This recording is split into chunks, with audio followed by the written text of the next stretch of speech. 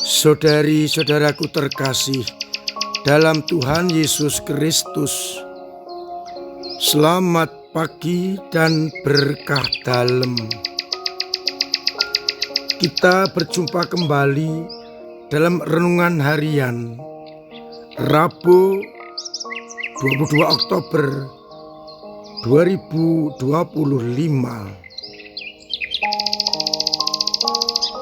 Seperti biasa, kita mendasarkan permenungan kita pada bacaan Ekaristi hari ini. Bacaan pertama dikutip dari surat Paulus kepada umat di Roma bab 6 ayat 12 sampai 18. Paulus mengingatkan dan mengajak umat di Roma agar mereka menyerahkan diri kepada Allah sebagai orang-orang yang telah bangkit dari kematian.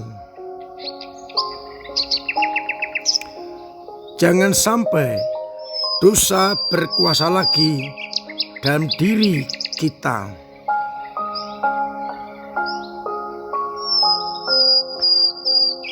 Jangan menyerahkan anggota-anggota tubuh kepada dosa, tetapi supaya kita menyerahkan diri kepada Allah sebagai orang-orang yang telah bangkit dari antara orang mati, yang telah bangkit dan dibebaskan dari segala dosa, agar kita datang kepada Allah sebagai orang yang dibenarkan. Kita bersyukur karena dulu kita adalah hamba-hamba dosa.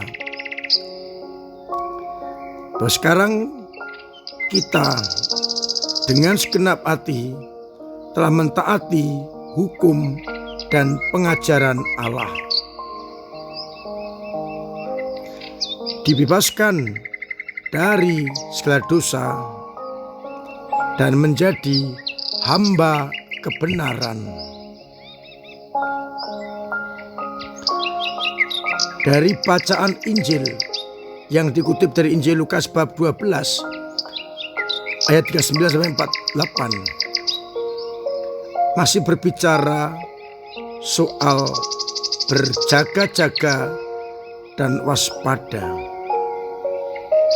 Yesus berkata kepada murid-muridnya, "Camkanlah ini baik-baik. Jika tuan rumah tahu pukul berapa pencuri akan datang, ia tidak akan membiarkan rumahnya dibongkar. Maka hendaklah kalian bersiap-siap. Anak manusia akan datang pada saat yang tidak kamu sangka-sangka." Petrus bertanya, "Tuhan, kami sajakah yang engkau maksudkan dengan perumpamaan ini, ataukah juga semua orang?" Yesus menjawab, "Siapakah pengurus rumah tangga yang setia dan bijaksana, yang akan diangkat oleh tuannya menjadi kepala atas semua hambanya untuk membagikan makanan kepada mereka pada waktunya? Berbahagialah hamba yang didapati sedang melakukan tugasnya ketika Tuhan itu datang. Aku berkata kepadamu, sungguh Tuhan itu akan mengangkat dia menjadi pengawas segala miliknya. Sebaliknya, jika hamba itu jahat dan berkata dalam hati, Tuanku tidak datang-datang, lalu ia memukuli hamba-hamba yang lain, baik pria maupun wanita, dan makan minum serta mabuk, maka tuannya akan datang pada yang tidak disangka-sangka. Dan pada waktu saat yang tidak diketahuinya, dan Tuhan akan datang membunuh dia, serta membuat dia senasib dengan orang-orang yang tidak setia. Hamba yang tidak tahu akan mendapatkan siksaan karena tidak siap siaga. Hamba yang tahu akan kehendak tuannya tapi tidak melakukan dan tidak siap-siap,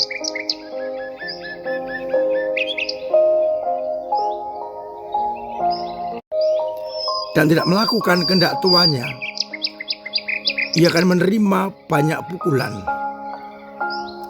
Tetapi barang siapa tidak tahu akan kehendak tuannya dan melakukan apa yang harus mendatangkan pukulan, ia akan menerima sedikit pukulan saja. Barang siapa diberi banyak, banyak pula akan daripadanya. Dan barang siapa dipercaya banyak, akan banyak lagi yang dituntut daripadanya. Saudara-saudaraku terkasih dalam Kristus, kita diingatkan bahwa kita ini adalah anak-anak pilihan, orang-orang pilihan yang tahu akan kehendak tuannya. Maka kepada kita dituntut lebih banyak daripada orang-orang yang tidak mengenal Allah. Kita pergunakan pengetahuan akan Allah ini untuk merasul, untuk melakukan kehendak Allah, untuk membawa kabar gembira, dengan harapan kita akhirnya hidup sesuai dengan kehendak Allah, hidup sebagai orang-orang yang telah dibangkitkan dari kematian. Kita ingat martabat pembaptisan kita yang mengangkat kita menjadi anak-anak Allah. Hendaknya hidup sesuai dengan martabat itu, agar akhirnya kita dimampukan untuk benar-benar bangkit bersama Kristus yang telah mencintai kita.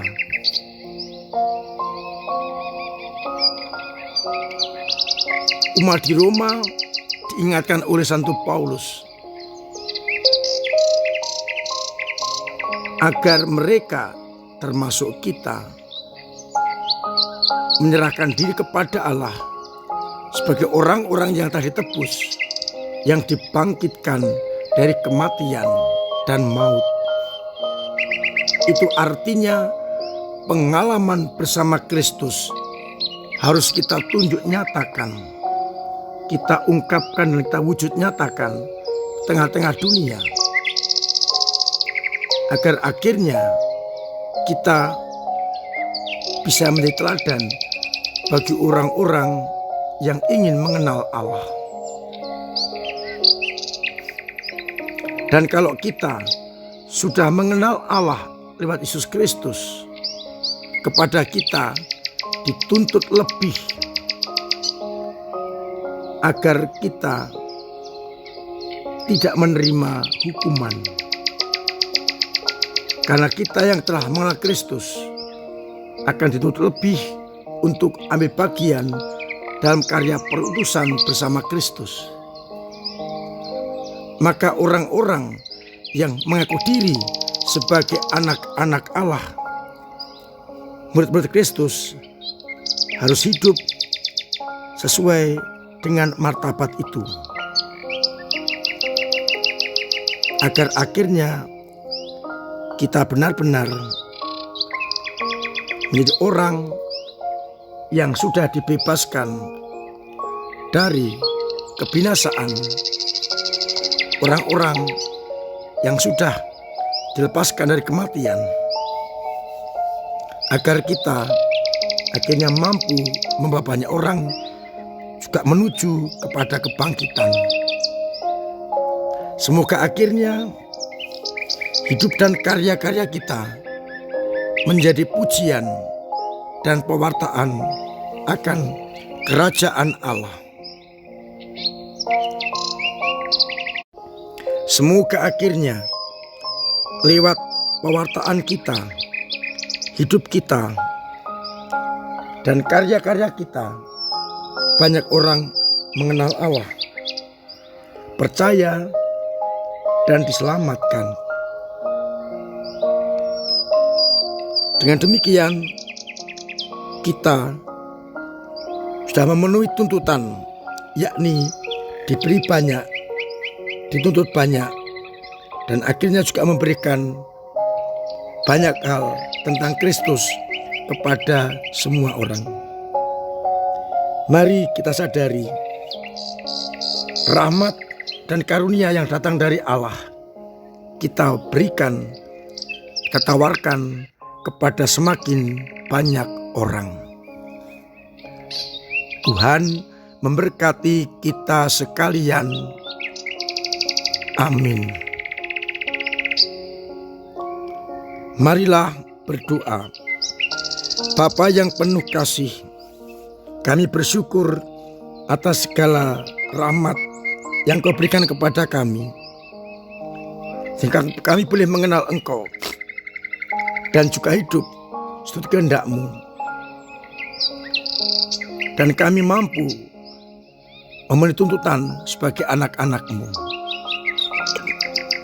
Kuatkan iman kami yang kadang lemah, kadang jatuh, kadang mandek, bahkan kadang hilang.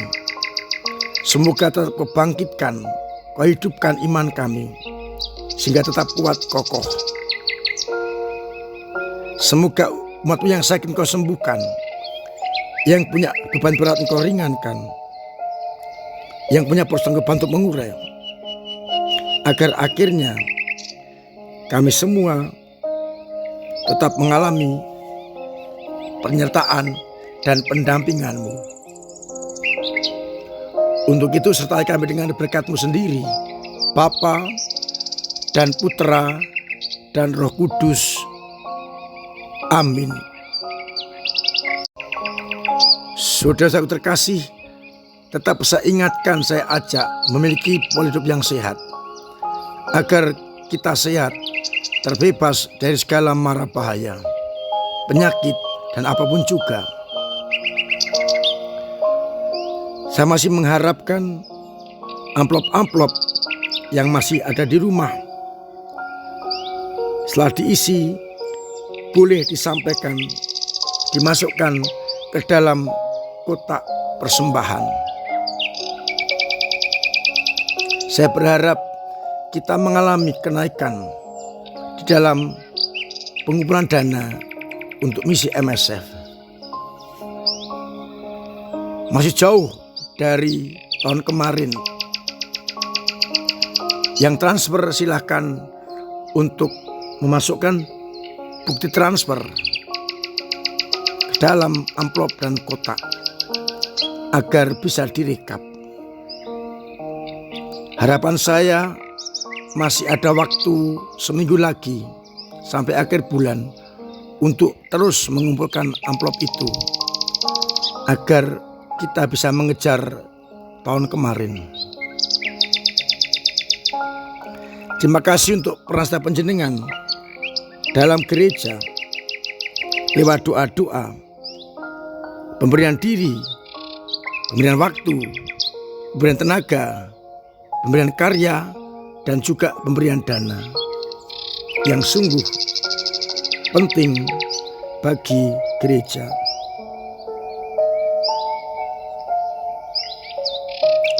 Mari kita ikuti rekoleksi keluarga setiap minggu, agar kita bisa membangun relasi yang erat dalam anggota keluarga. Maka saya undang umat lingkungan pada saat rekoleksi itu, menurut jadwalnya masing-masing. Akhirnya saya mengucapkan selamat pagi, selamat merenungkan, salam sehat, Tuhan memberkati.